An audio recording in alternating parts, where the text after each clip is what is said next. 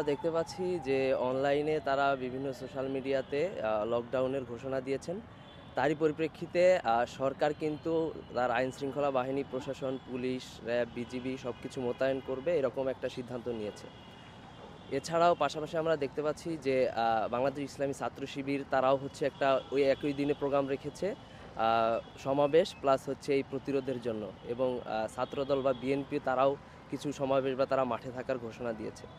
তো সরকারের পক্ষ থেকে যেই আইনশৃঙ্খলা বাহিনীও মাঠে থাকবে, প্লাস আমাদের যেই দেশের এখন এক্সিস্টিং যেই রাজনৈতিক দলগুলো আছে তারাও মাঠে থাকার ঘোষণা দিয়েছে প্রতিরোধ করার জন্য। তো এর পরিপ্রেক্ষিতে কতটুকু তারা সফল করবে এটা আসলে দেখার বিষয়। তবে হয়তোবা এমন কিছু হতে পারে, আমরা রিসেন্টলি দেখেছি গতকালও কয়েকটি বাসে তারা আগুন দিয়েছে বা কয়েক জায়গায় বোমা বিস্ফোরণ করেছে, এরকম কিছু ঘটতে পারে। তবে খুব বেশি যে আতঙ্কজনক এরকম কিছু হবে না আমার মনে হয়, কারণ অলরেডি সরকার থেকেও ঘোষণা দেওয়া হয়েছে এবং অন্যান্য যে এক্সিস্টিং রাজনৈতিক দলগুলো আছে তারাও বলেছে যে তারা মাঠে থাকবে।